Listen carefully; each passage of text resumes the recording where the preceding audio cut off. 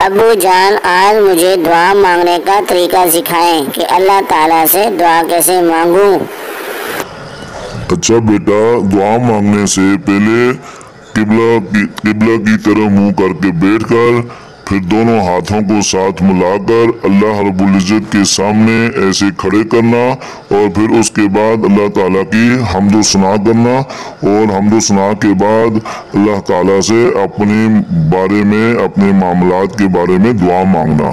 وہ اس طرح کہ اللہ میری ساری دعاؤں کو قبول فرما، تو غفور رحیم ہے، ہمارے گناہوں کو معاف فرما، یا اللہ ہم سے جو گناہ ہوئے ہیں ہمیں معاف کر دے، یا اللہ میرے والدین کو صحت کاملہ عاجلہ مستمرہ نصیب فرما، جتنے بھی دنیا میں بیمار ہیں اللہ تعالیٰ ان کو بھی صحت کاملہ عاجلہ مستمرہ نصیب فرما۔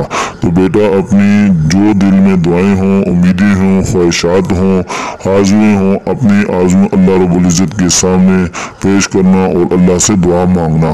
تو یہ طریقہ ہے دعا مانگنے کا۔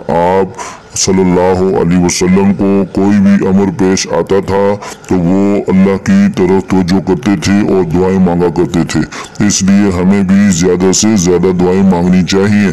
تو یہ طریقہ ہمیں جو ہے آپ صلی اللہ علیہ وسلم نے سکھایا ہے۔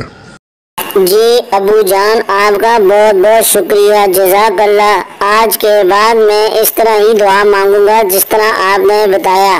اللہ تعالیٰ آپ کو جزائے خیر عطا فرمائے، آمین۔